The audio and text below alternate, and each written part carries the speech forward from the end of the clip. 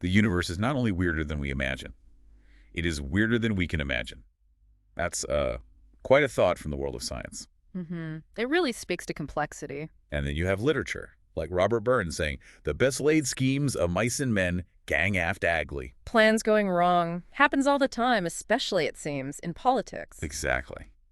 Welcome back, everyone, to the Deep Dive. Today we're looking at something that feels, well, just like those quotes describe a sudden, pretty dramatic political shift in the Netherlands. Yeah, the collapse of that four-party coalition government, the one led sort of by Geert Wilders' Freedom Party, the PVV, a big deal. It really is. And for this deep dive, we're relying entirely on recent reporting from The Guardian. That's our source material today. Right, to really get under the hood of what happened. Our mission, using only the insights from The Guardian, is to unpack how this government fell apart, dig into what looks like Geert Wilders' strategy here, and then, crucially, examine why The Guardian's analysis suggests this big political gamble might not work out for him. And look at the potential fallout for Dutch politics, too. Absolutely. And why should you care? Well, understanding how coalition governments work or don't work, how leaders make these high-stakes bets, how issues like immigration play into elections. These are vital concepts. Really key for anyone following international politics, maybe if you're preparing for exams like the UPSC, where current affairs dynamics are crucial, or, just want to be properly informed. Okay, let's dive in. What was the spark? The immediate thing that caused the government to collapse, according to The Guardian. So the trigger event reported by The Guardian was Geert Wilders himself pulling his party, the PVV, out of the four-party coalition cabinet. Just walked away. Essentially, yes. Though the reporting suggests it followed a period of pretty intense disagreement and, frankly, dysfunction within the government. Okay, and his main stated reason, what was the sticking point for him, based on the source? His primary motivation, as he framed it, was deep frustration. He felt his coalition partners just weren't willing to fully back his proposed strictest asylum policy in Europe. That was his big demand. Right, and The Guardian had a direct quote from him on this? It did. He apparently said, "I signed up for the toughest asylum policy, not the downfall of the Netherlands." Wow, not the downfall of the Netherlands. Yeah. That really frames it as an existential issue from his perspective. It certainly shows how central that policy was for him. And the immediate result of him pulling the PV out? The government fell. Yep.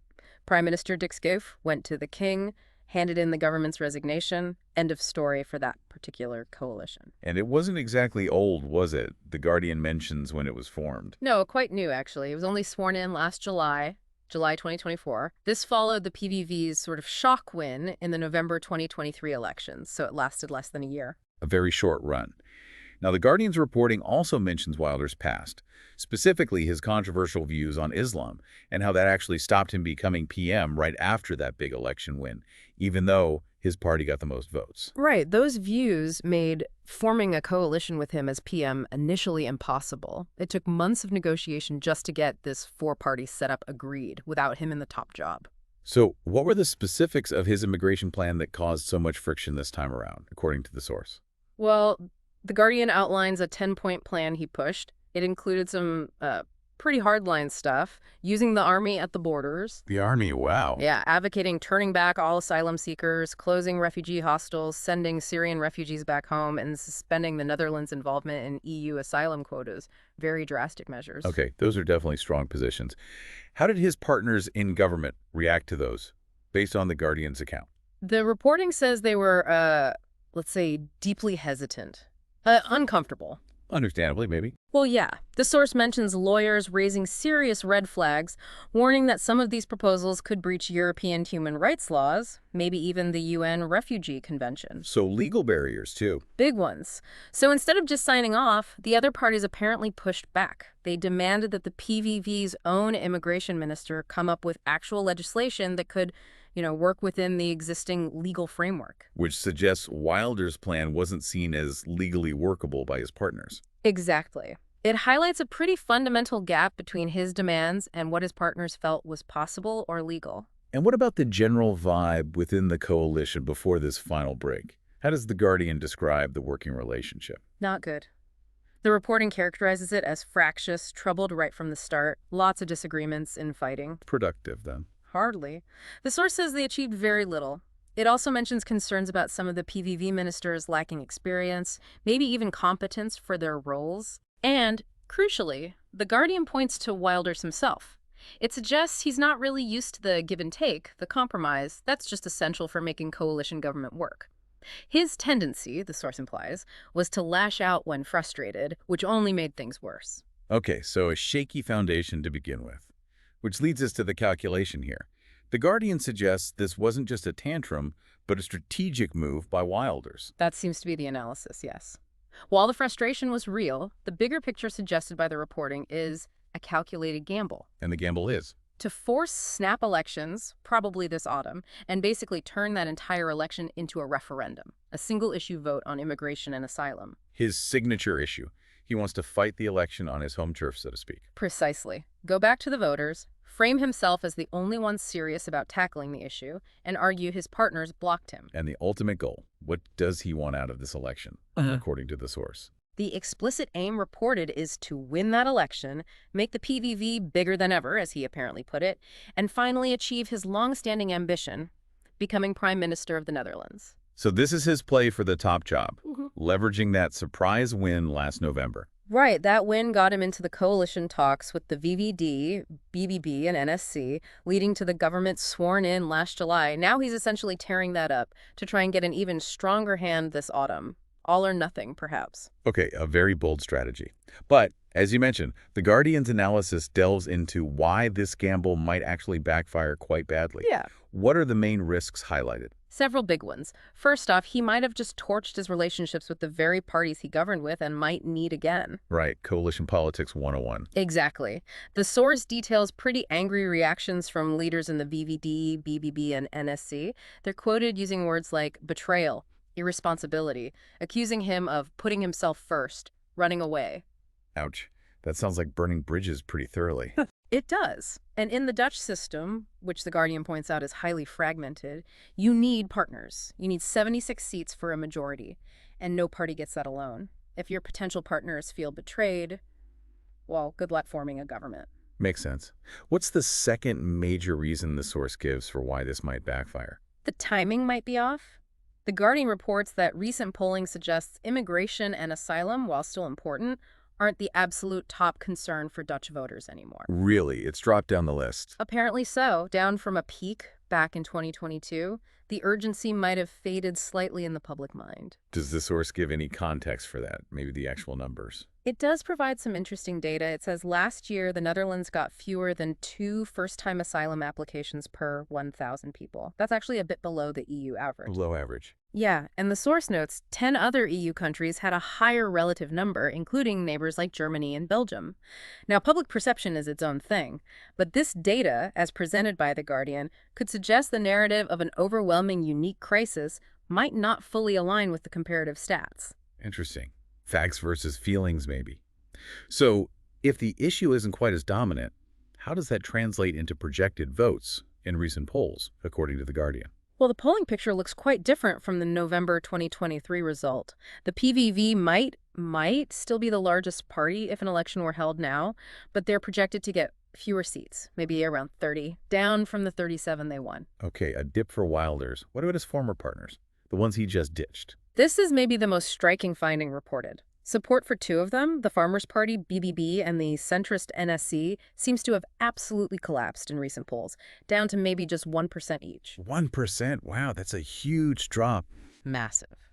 Meanwhile, the main opposition, the Green Left Labour Alliance, is polling strongly projected to get a similar number of seats to the PVV, maybe even slightly more.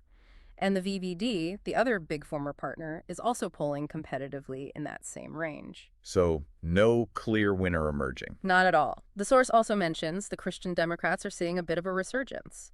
So the picture painted by The Guardian based on these polls is an even more fragmented parliament than before. Making coalition building even harder. Incredibly hard, especially when you've just alienated several key players and 2 of your former partners have seen their support basically evaporate. The math for getting to 76 seats looks very, very tricky for Wilders. Right. So alienated partners, a potentially less potent core issue, and tricky polling numbers. Is there anything else the Guardian analysis points to? Yes, one more factor, the wider world. The source notes that big international events like Donald Trump's re-election in the U.S. has pushed other issues up the agenda in Europe. Like defense, security? Exactly. European defense, global security, economic uncertainty. These big topics are getting a lot more attention now in places like the Netherlands. They could easily overshadow the immigration debate come election time this autumn. So Wilders is trying to make it all about immigration, but voters might be focused elsewhere. That's the risk highlighted. The Guardian does acknowledge that the underlying voter discontent about housing, healthcare, disillusionment with the establishment, things Wilders tapped into in 2023, those issues haven't vanished. Sure. But the question the source raises is whether he can still effectively channel that discontent now, given the shifting agenda and the damage done by collapsing the government. And potentially damaging his own image in the process. That's another risk mentioned. He might start looking more like someone who's great at criticizing from the sidelines, but struggles with the actual messy business of governing and compromise. More opportunist than leader, perhaps. Okay, so pulling it all together from the Guardian's perspective, Wilders makes a calculated high-stakes bet. He blows up the government to force an election focused on immigration, aiming for a bigger win and the PM job. That's the play. But the analysis we've drawn from the source identifies some serious potential pitfalls. He's angered former partners he likely needs.